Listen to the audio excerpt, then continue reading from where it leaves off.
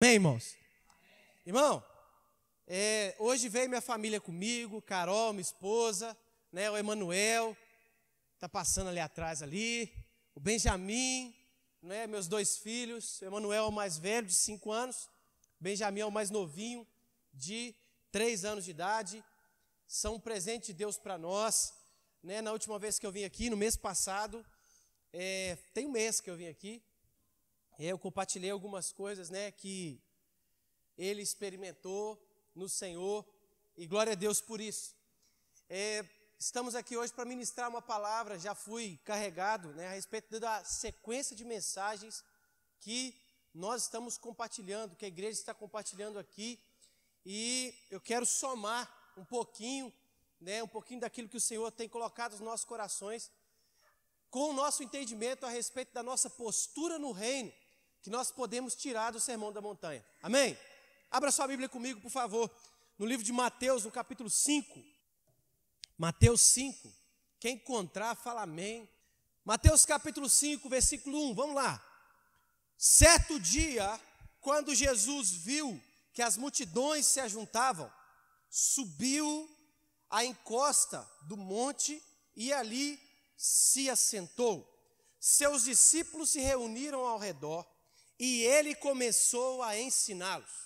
Irmão, o Sermão da Montanha foi o primeiro sermão longo que Jesus pregou. Jesus pregou vários sermões, muitos sermões. Mas o Sermão da Montanha, o Sermão do Monte, foi o primeiro sermão longo que Jesus pregou no seu ministério de 3 anos terrenos. Então, quando nós começamos a entender que Jesus, ele sobe o monte, nós percebemos que tinha uma multidão ali junto com Jesus. E Jesus sobe o monte, primeiro, para se afastar da multidão, e segundo, para que a voz dele ecoasse. Amém? E o Sermão da Montanha, Jesus começa a tratar como o primeiro sermão, ali o início do discipulado dos seus discípulos. Jesus começa no Sermão da Montanha a tratar algumas coisas, quebrando alguns princípios da tradição judaica. Porque os judeus, na época de Jesus, estavam vindo de uma época de 400 anos de silêncio de Deus na terra.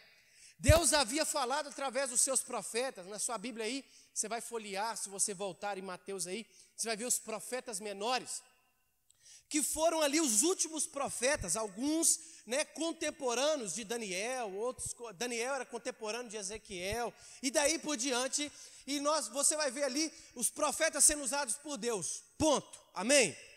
Depois disso, Deus ficou em silêncio 400 anos, Deus ficou 400 anos em silêncio. Nesses 400 anos de silêncio, na tradição judaica que existiam escribas, fariseus, saduceus, existiam zelotes, existiam várias outras seitas dentro do judaísmo, vários outros segmentos dentro do judaísmo, que eram homens que interpretavam as leis, amém? Dos principais estavam escribas, fariseus e saduceus. Os escribas eram homens responsáveis por escrever a lei. A lei e os profetas eram reescritos pelos escribas a cada tempo. Então esses homens eram homens muito conhecedores da lei dos profetas, porque eles estavam constantemente escrevendo. Isso me lembra uma pessoa do meu ciclo, né, de convívio, que não estudava para as provas e pensava assim: eu vou fazer a cola. E quando a pessoa fazia a cola, ela escrevia a cola, ela aprendia a matéria, ela jogava a cola fora porque ela tinha escrito e aprendido a matéria. Então, os saduceus eram homens extremamente zelosos da lei e dos profetas, da mensagem dos profetas, porque conheciam, eu não estou dando ideia para ninguém aqui, está queimado em nome de Jesus. Nós vamos falar daqui a pouco sobre maquinações, né, sobre um coração puro, mas vamos lá. Então, esses homens, eles interpretavam a lei e eles eram eruditos da lei. Então, quando alguém precisava conhecer um pouquinho mais da lei, procurava escribas, fariseus e saduceus. Amém? Quando isso acontecia, Esses homens, nesses 400 anos de silêncio de Deus, eles começaram a inventar algumas coisas que não estavam na lei, dizendo que aquelas coisas também faziam parte da lei. Eles começaram a acrescentar coisas na lei. Você lembra que Jesus, quando ia confrontar os escribas e fariseus e saduceus, Jesus falava assim: vocês pioram o fardo sobre os ombros do povo, mas na verdade vocês não cumprem nem aquilo que deveriam cumprir. Você já viu Jesus falando isso? Amém? Então o que acontece? Esses homens, eles pioraram, eles mancharam a religião judaica, eles mancharam a mensagem profética a respeito do Messias.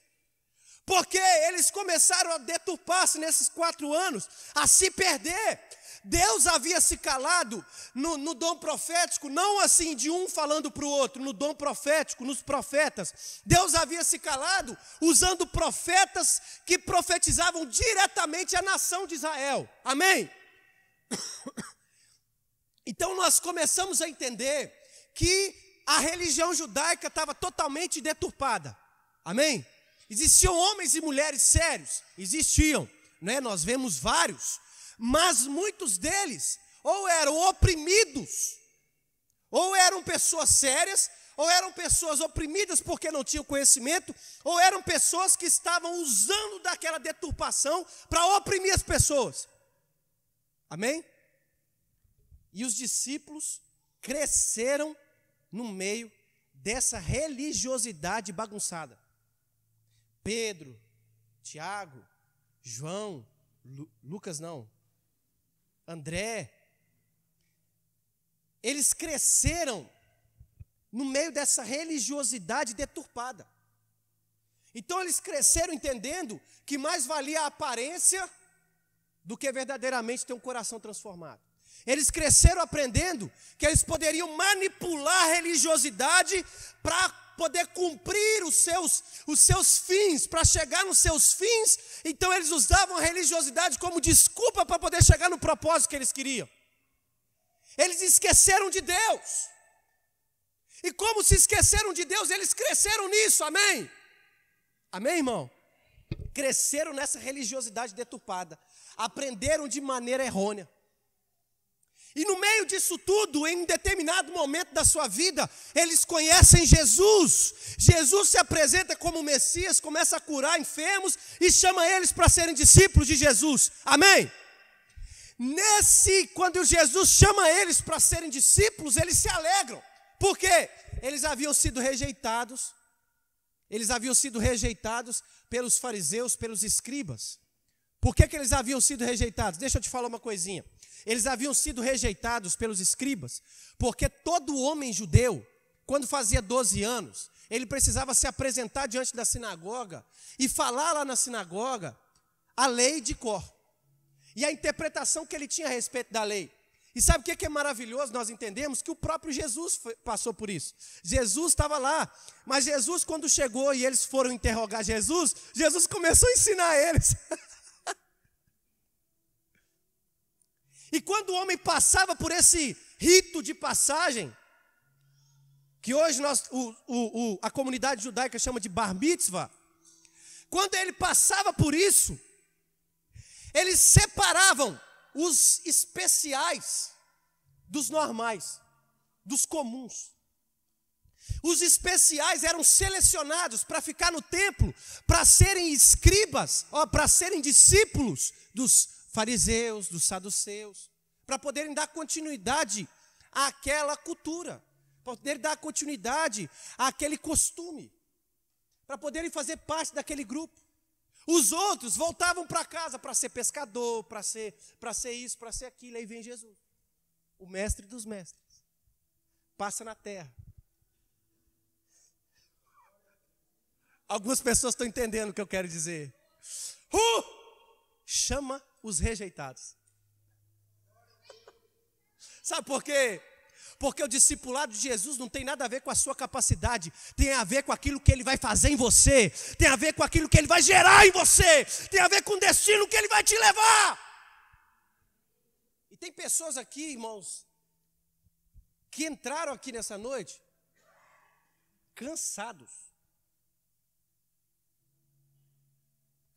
sobrecarregados. E o Senhor nessa noite está falando com você, não é sobre a sua força, é sobre o que eu vou fazer em você. Você recebe essa palavra, Fernanda? Porque essa palavra é para você. Você está cansada, sobrecarregada. É muito dedo apontado. Mas o Senhor nessa noite está falando, é sobre o que eu estou fazendo. Você sabe o que é o mais sério? É que tem gente que joga fardo na gente e a gente rejeita o fardo. E outra coisa mais séria é que às vezes nós nos cobramos. Nós nos cobramos e lançamos fardo sobre nós. Abraça ela aí, Samara. E nós mesmos lançamos fardos sobre os nossos ombros. Mas hoje o Senhor está tirando os fardos pesados dos seus ombros. O Senhor está renovando as suas forças. Nós temos um pai. Deixa eu te falar um negócio. Quando os meus filhos sentam na mesa para comer, eu sou pai de 2. Quando os meus filhos sentam na mesa para comer, eu ouvi ontem e vou repercutir aqui. Eu não fico chateado se eles acabam de comer e comem mais depois. Eu fico satisfeito.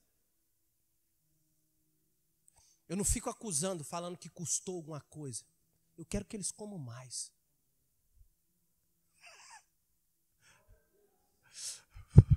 A igreja é a comunidade de um pai com muitos filhos. Deus não tem netos, Deus tem filhos. Aleluia. Irmão, e quando nós começamos a entender isso, que Jesus ele vai lá e ele chama a comunidade do meio do povo, ele chama homens comuns. Ele toca em gente que para a religiosidade dos 400 anos, que se deturpou nos 400 anos, ele chama gente comum. Ele chama pescador, ele chama cobrador de imposto, que ninguém gostava dele. Ele chama gente comum. Porque não era sobre a habilidade ou a capacidade, era sobre o que ele podia fazer através da vida daqueles homens. Porque embora Jesus havia chamado um Pedro precipitado, Jesus olhava para Pedro e não via só o Pedro precipitado, ele via o propósito a qual Deus havia estabelecido na vida de Pedro. E discipulado é isso. A palavra discípulo é talmidim. Talmidim era alguém que andava tão perto atrás do seu mestre que o costume da época era falar que o talmidim, discípulo, ele se sujava com a poeira das sandálias do seu mestre. O cara andava tão perto que a poeira do outro sujava ele. E Jesus fala assim: vocês foram rejeitados como discípulos dos fariseus, dos saduceus, dos eus, mas eu vim aqui, eu sou Deus, eu vim chamar vocês, porque no meu reino tem lugar para todos.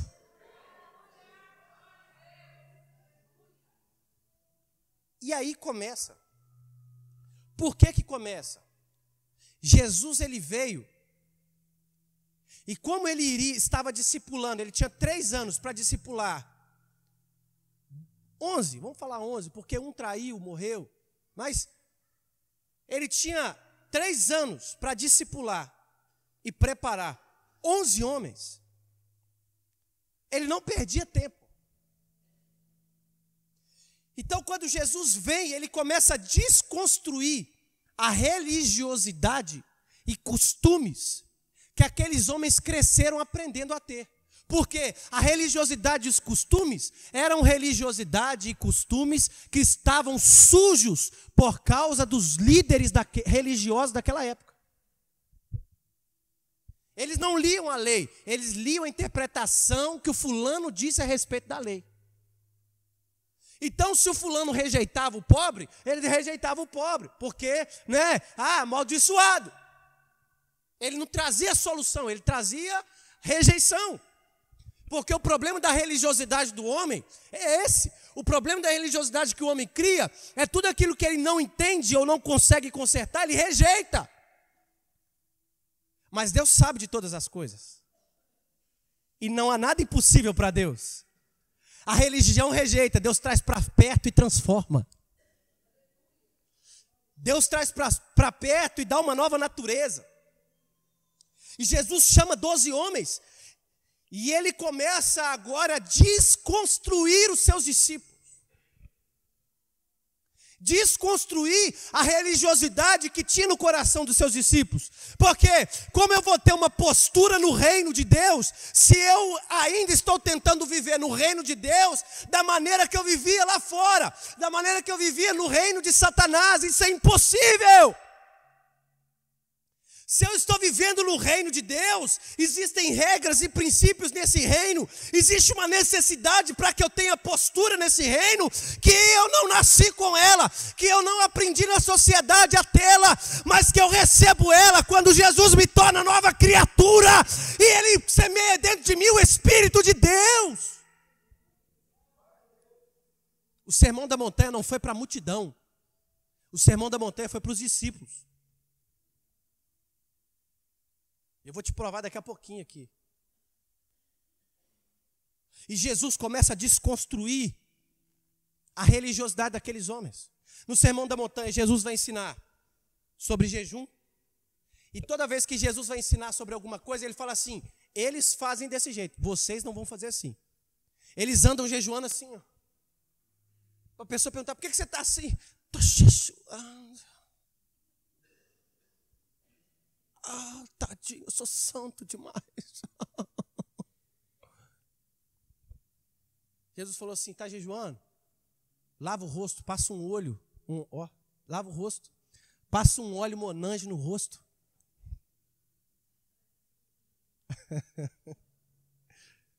Passa um óleo no rosto e sai para que ninguém perceba. Porque mais importa você fazer algo para que o Pai veja e depois coloque em evidência aquilo que você está fazendo, do que você querer ser visto por alguém.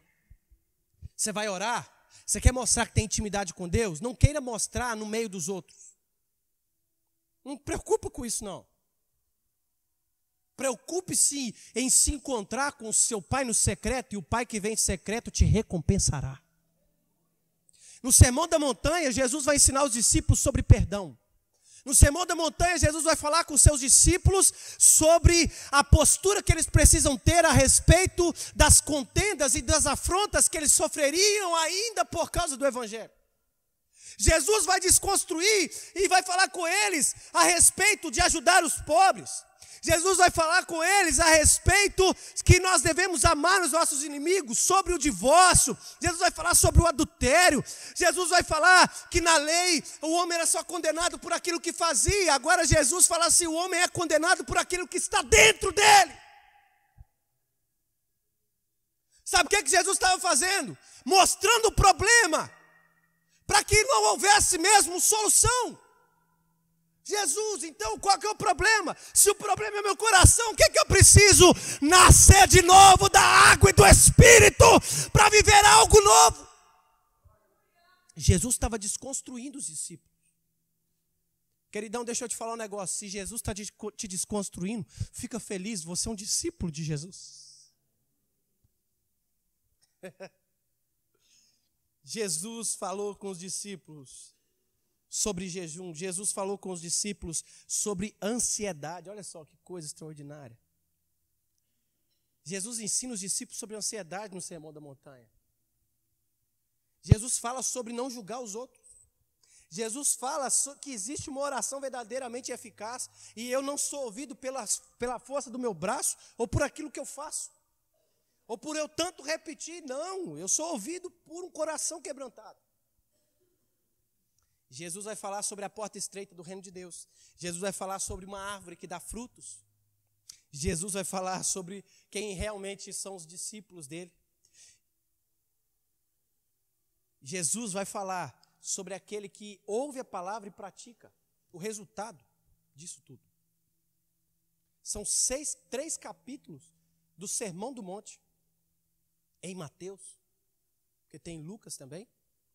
Mas são 3 capítulos, o primeiro sermão longo de Jesus. Jesus não ia perder a oportunidade de desconstruir os discípulos. Jesus já tinha valorizado eles. Agora, Jesus começa a quebrar os costumes. Irmão, deixa eu te falar um negócio. Jesus vai quebrar os costumes que você aprendeu no decorrer da sua vida. Jesus vai mudar a sua maneira de viver. Jesus vai mudar a sua maneira de fazer tudo. Sabe por quê? Porque você é discípulo de Jesus. Um dia eu perguntei a Jesus por que para nós é mais difícil. Irmão, se um crente, presta atenção, está todo mundo ali fazendo um trem errado. Se o crente vai lá, dá aquela escorregada e faz errado, a pena é maior nele. Por que a pena é maior nele? Porque a responsabilidade sobre ele é maior. Ele tem um pai. Os outros são filhos da ira. Ó, está condenado já. A Bíblia diz que o homem sem Cristo já está condenado. Agora, o filho, se tiver num monte de criança, todo mundo fizer algo aí, irmão, no Café com Jesus é assim. E já vivi isso várias vezes. No sábado de manhã eu estou lá. Tá os meninos tudo fazendo bagunça. Eu chamo a atenção de todo mundo. Mas dos meus filhos, depois eu chamo ele no tete a tete e puxo a orelha especial. Porque são filho do pastor? Não, porque eles são meus filhos. Eu tenho que educá-los. Amém? Então fala com quem está perto de você, fala, não dorme. Agora vamos entender isso aqui. Quem são os discípulos de Jesus? Quem são os discípulos de Jesus? São aqueles que sobem a montanha. Quem subirá o monte do Senhor, Santo do Senhor? Aqueles que têm mãos limpas e um coração puro. Jesus sobe. Os discípulos estavam no meio da multidão, com distração. Tinha gente comendo, tinha gente conversando, tinha gente curioso, tinha todo tipo de pessoa. Os discípulos sobem, sabe por quê? Porque o discípulo tem comunhão e intimidade com o seu discipulador. Se você não romper com o comum, com o natural, você não vai experimentar o que o Sermão da Montanha diz a seu respeito. Se você não se disponibilizar a subir o monte, para ir se encontrar com o seu mestre, com o seu discipulador, com o seu exemplo, vai continuar a mesma coisa. Deus está estreitando a vida de algumas pessoas aqui. Você está assustado, irmão, mas Deus está te estreitando. Por que Deus está me estreitando? Porque bem sei eu, os pensamentos que pensa a respeito de você são pensamentos de paz e não de mal, são pensamentos de vida e não de morte, para dar a você o fim que você espera. Você aprendeu a não confiar nas pessoas. Verdadeiramente, realmente nós temos que não fazer do homem o nosso braço forte. Nós podemos confiar, mas o meu braço forte não pode ser o homem. Você aprendeu a vida inteira a não confiar. Você talvez foi traído várias vezes, mas ei, eu tenho algo para te falar. O seu Senhor não vai te trair, o seu Senhor não vai te abandonar. Ele está chamando você para subir o monte, Ele está chamando você para quebrar com as barreiras e ser verdadeiramente um discípulo dEle.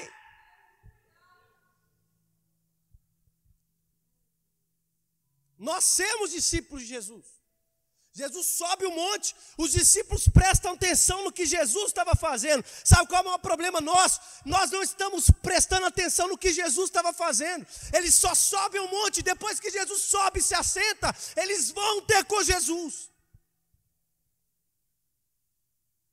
Nós temos que ficar atentos aos detalhes, porque, irmão, Jesus ensinava nos seus ensinos, mas também nas suas ações. E nós temos que estar atentos ao que Jesus está fazendo. Não precisa levantar a mão para não se expor. Você é cristão? Quem é cristão aqui levanta a mão? Agora você pode levantar a mão, mas daqui a pouco você não vai levantar. Quem é que é cristão? Amém? Levanta a mão com alegria, pelo amor, sangue de Jesus tem poder. Levanta a mão. Se você é cristão, você é seguidor de Jesus, amém? Seguidor de Cristo, amém? Não responda, responda só para você.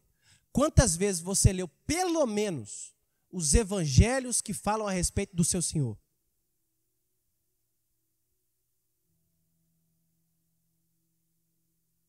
Você está entendendo, irmão? Eu vim aqui para falar de postura no reino.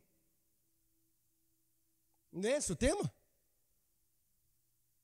E o maior problema é que nós estamos falando que somos cristãos e nós nem conhecemos o nosso Cristo. Como eu vou subir o monte se eu não sei para onde ele está indo? A Bíblia diz que aqueles que esperam na palavra, esperam a volta de Jesus como de dia. Eu posso não saber a hora que você vem, mas se tiver de dia eu vejo você vindo. Eu vejo os sinais, eu vejo o seu carro de longe, eu vejo você andando de longe. Mas quem não sabe a palavra, o que a palavra diz a respeito da volta de Jesus, é como quem está de noite e não sabe a que horas o ladrão vem para roubá-lo. Ele vai ser pego de surpresa. Agora fala comigo, irmão, se no seu coração você já não está falando, Maranata, ora vem, Senhor Jesus. Os sinais estão se cumprindo. As trombetas vão soar. E eu vou subir com Ele. O meu coração queima para estar com o meu Senhor. Fala comigo que você não está assim. Ou você está preocupado em casar-se e dar-se em casamento? Ou você está muito preocupado com os seus negócios? Ou você está muito preocupado com seus próprios planos e projetos e se esquecendo daquele que te chamou, daquele que te salvou, daquele que se estabeleceu como o seu Senhor, que você entregou a sua vida para Ele? Jesus vai te pedir tudo, mas não vai te lesar de nada. Esses dias, pregando lá na igreja, o Senhor me deu essa frase, que Deus vai nos pedir tudo, mas não vai nos lesar de nada. Deus não fica devendo nada a ninguém. Fica, pastor? Deus deve alguma coisa a alguém? Meu Deus! E nós precisamos amadurecer, igreja. Porque a gente fala, eu sou cristão. Eu lembro um dia que uma senhora, testemunho de Jeová lá de Vila Nova, eu estava voltando da escola, eu estudava em Realeza, estava no 3º ano, e eu não tinha aparência de convencional de crente, né? E eu voltando da escola, irmão, com a mochilinha assim, encostado no ônibus, a senhorinha veio, sentou do meu lado, pensou assim, deixa eu resgatar essa alma perdida, né? Virou para mim e falou assim, você conhece a palavra de Jeová? Eu falei para ela assim, conheço. Ela vira para mim e pergunta assim, você já leu a Bíblia? Eu falei, já, que tirei a minha, toda marcada, toda riscada, toda cheia de post-it de dentro da mochila. Ela regalou os olhos. E quando ela começou a falar, eu com muito respeito, porque a conheço, ela é filha de uma irmã que foi membro da nossa igreja, assim, adotiva, né? A irmã Zila criou essa mulher, essa senhora. E eu com muito respeito fui respondendo a ela. Aí, por fim, ela começou a ficar brava comigo.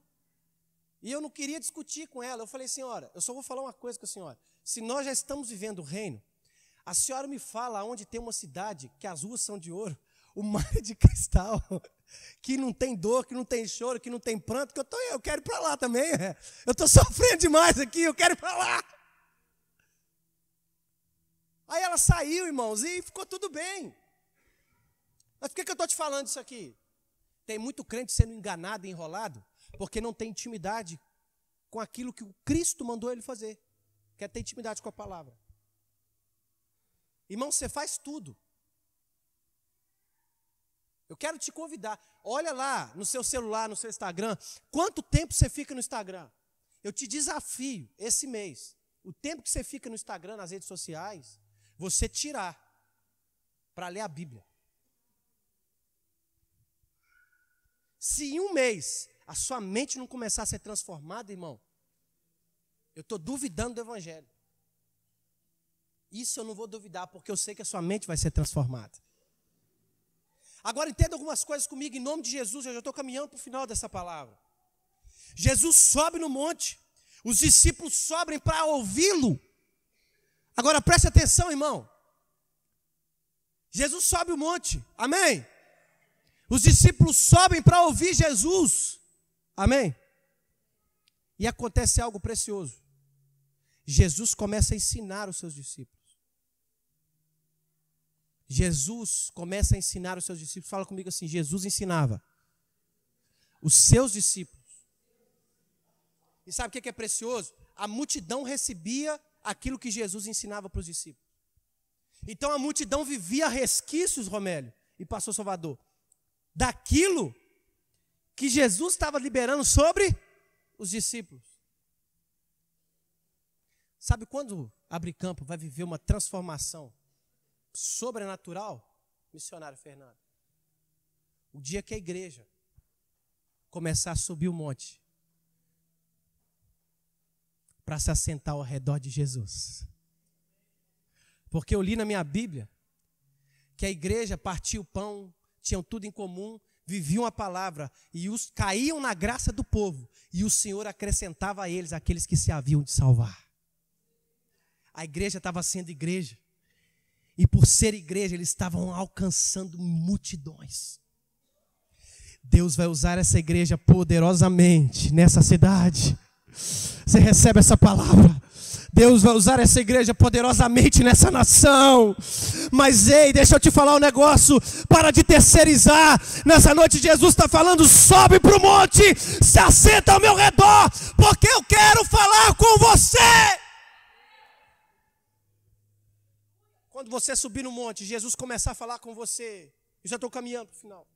Já falei isso 2 vezes. Quando Jesus fala isso, e ele senta, Jesus começa a falar palavras de esperança para os discípulos.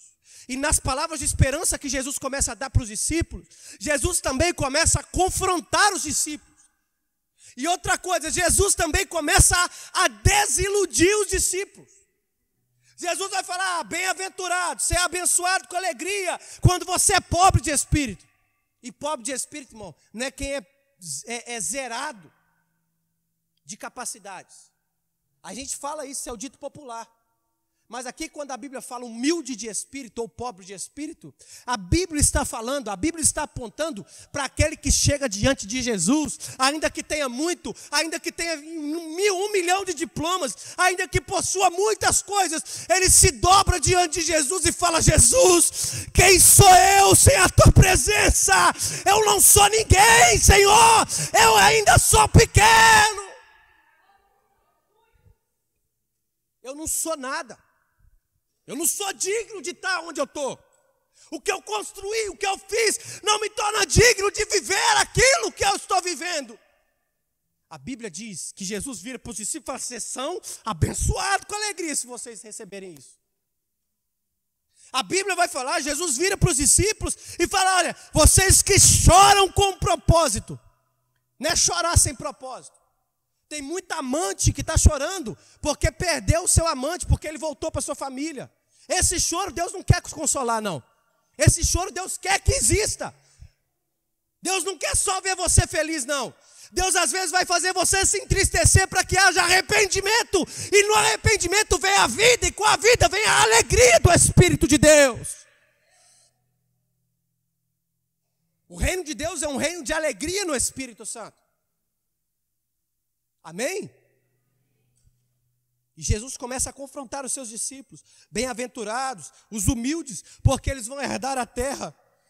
Irmão, você acha que Deus quer prosperar quem é soberbo? Na verdade, Deus resiste ao soberbo. Você acha que Deus quer prosperar quem fala assim, eu contei ontem lá onde eu estava pregando, é aqui também que eu quero contar. Eu recebi um ministro uma vez lá na loja, o cara virou para mim e falou assim, eu era pregador, Deus está me quebrando, pastor. Eu falei, Deus está te quebrando? Ele falou, rapaz, Deus está me quebrando. Eu vim parar aqui no Vila Nova. Eu, por quê? Porque eu comecei a pregar, comecei a ser reconhecido, comecei a ganhar muita oferta. Aí um dia eu comecei a ensoberbecer. Teve um dia que eu virei para minha esposa e falei assim, você vai ver, porque eu vou prosperar, vou comprar um Colora e vou passar em cima dos seus irmãos naquela roça que me rejeitaram.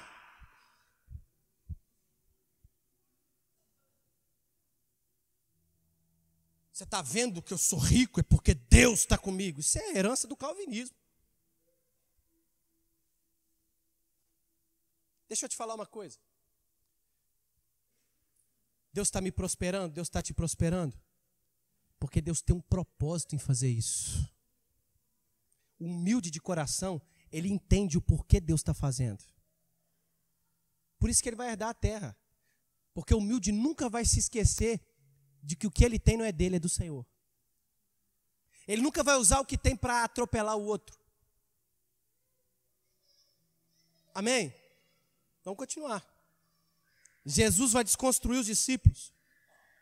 Que bem-aventurado é aquele que tem fome e sede de justiça, porque eles serão saciados. Aí a gente acha que é a justiça da terra. Quem um dia te humilhou vai ter que te aplaudir de pé, porque quem está na sua vida é Jeová Jiré. Você já viu essas ideias, irmão? Como eu vivo isso, irmão? Se a Bíblia que eu sigo manda eu perdoar aqueles que me perseguem e abençoar aqueles que me maldizem. Eles vão ver? Vão. Tudo bem. Tomara que vejam mesmo. Mas que não vejam com a minha intenção de me vingar deles. Mas que vejam para que também vivam aquilo que eu estou vivendo.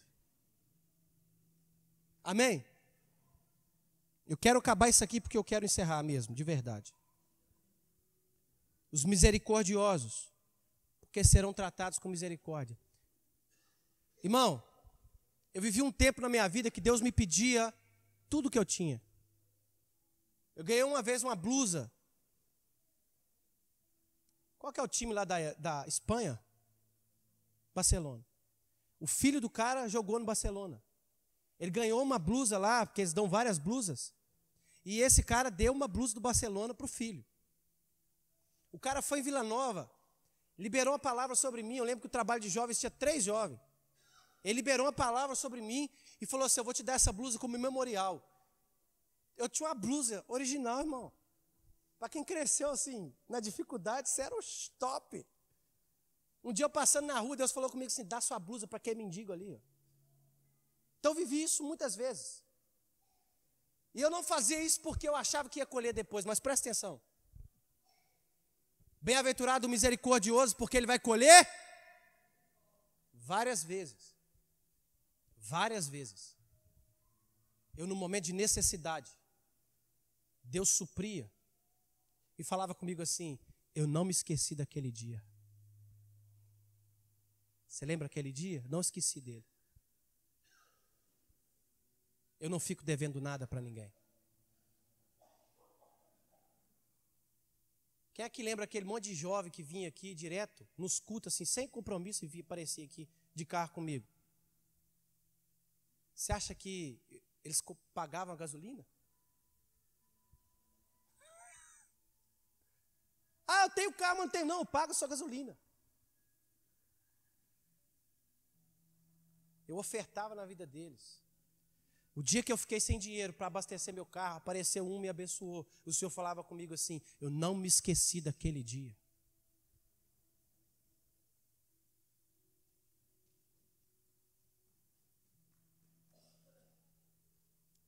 Os que têm o coração puro. Sabe quem é o coração puro? Eu não posso parar para falar, irmão. Eu preguei 4 meses sobre o Sermão da Montanha. 3 meses, quer dizer, lá na igreja. Cada bem-aventurança dessa foi um culto. Eu não posso parar muito tempo. Mas presta atenção. O coração puro é aquele que não maquina o mal. Porque errar você vai errar, irmão. Falhar você vai falhar. Mas aquele que não maquina o mal, ele é bem-aventurado. Tem gente que lida com você maquinando alguma coisa para poder ganhar em cima de você. Maquinando alguma coisa. Deus abençoe meus filhos, glória a Deus. Então, olha só. Maquinando alguma coisa para te lesar, para te causar dano, ou para tomar uma postura, irmão, no meio da igreja. Isso acontece mais. Eu sei que aqui em Abricampo isso não acontece. Em nome de Jesus. E nem vai acontecer.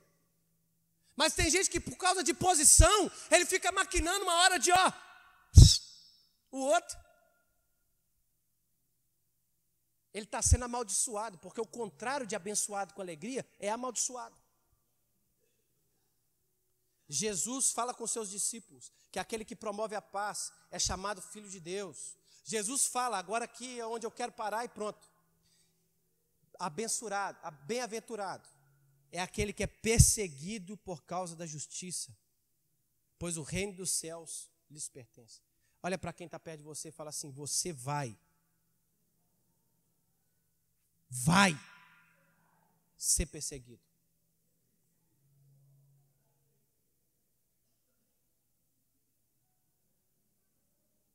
Jesus não iludiu os discípulos. Jesus não falou assim, vem me seguir porque os seus problemas vão acabar. Jesus não iludiu os discípulos. Jesus falou, vocês vão ser perseguidos por causa do Evangelho. E eu quero encerrar aqui essa pregação. Quando você se assentar, quando você subir, não se assuste a hora que ele começar a falar o que você não quer ouvir. A hora que ele começar a fazer o que você não quer que ele faça. Eu quero que você saiba de uma coisa. Bem sei eu os pensamentos que penso ao vosso respeito. São pensamentos de paz, não de mal. Será que você confia no Senhor? Eu quero te convidar a ficar de pé se você confia. Olha que você está ficando de pé.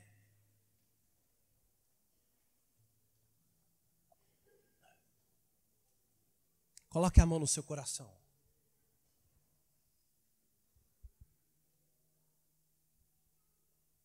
E comece a entregar o que você não entregou por medo.